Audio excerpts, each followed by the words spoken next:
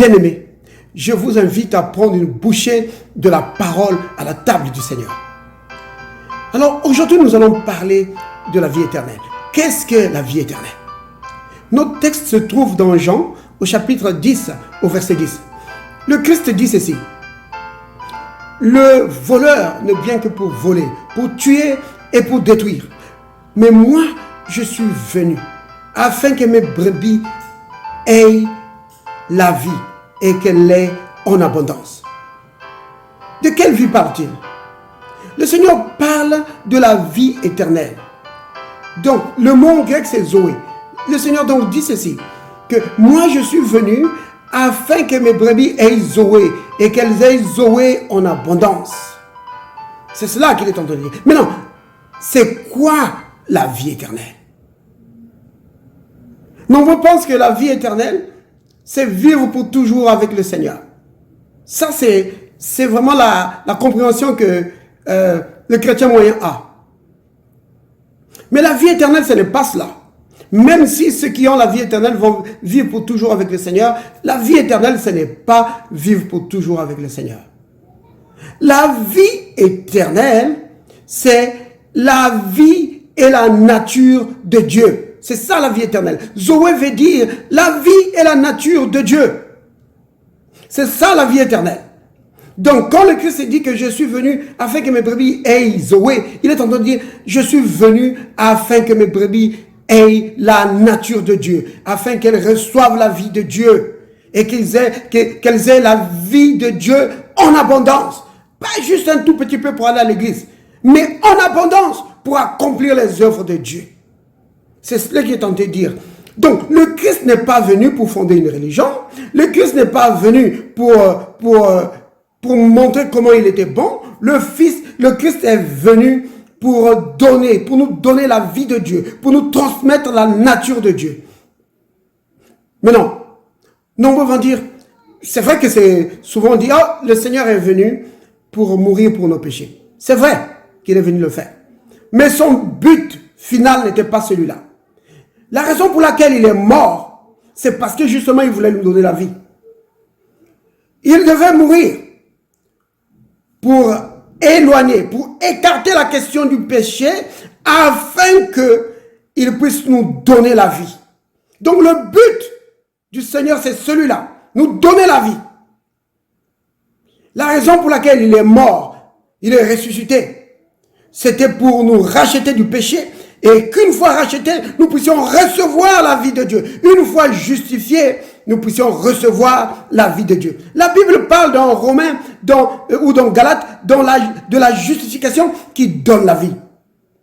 C'est cela. Le Seigneur est venu pour nous communiquer la vie de Dieu, pour nous communiquer la nature de Dieu. C'est vraiment très important. Et alors, comment est-ce qu'on reçoit cette vie éternelle? Eh bien là, la Bible nous répond. La Bible dit ceci, dans Jean 3,16, que Dieu a tant aimé le monde qu'il a donné son Fils, afin que quiconque croit en lui ne périsse point, mais qu'il ait la vie éternelle. Donc, l'Écriture nous montre clairement que nous recevons la vie éternelle en croyant en Jésus, en croyant dans l'œuvre que le Christ a accomplie, en le recevant comme notre Sauveur. Oui, comme il est dit dans Romains au chapitre 10, à partir du verset 9 jusqu'au verset 10, que c'est en confessant de la bouche que nous recevons la vie éternelle, que nous devenons enfants de Dieu. Donc, dans la pratique, ce qui se passe, c'est la vie de Dieu qui vient en nous. C'est la nature de Dieu qui vient en nous quand nous recevons le Christ, quand nous le confessons comme notre Sauveur. L'apôtre Jean dit ceci, dans 1 Jean au chapitre 5 au verset 13, il est dit, « Je vous ai écrit ces choses, afin que vous sachiez que vous avez la vie éternelle, vous qui croyez au nom du Fils de Dieu. » Vous voyez, bien-aimés, l'apôtre Jean le dit clairement, que tous ceux qui croient en Jésus-Christ, ils ont reçu la vie éternelle. Que vous le sachiez ou pas, si vous croyez au Fils de Dieu, si vous croyez dans le Christ, si vous avez donné votre vie à Christ, sachez que vous avez cette vie en vous. C'est une expérience spirituelle. Ce n'est pas une expérience physique.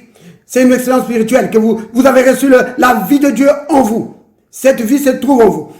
Les chrétiens de cette époque-là, c'était comme les chrétiens d'aujourd'hui. Jean devait leur dire qu'ils avaient reçu cela. Apparemment, ils ne le savaient pas.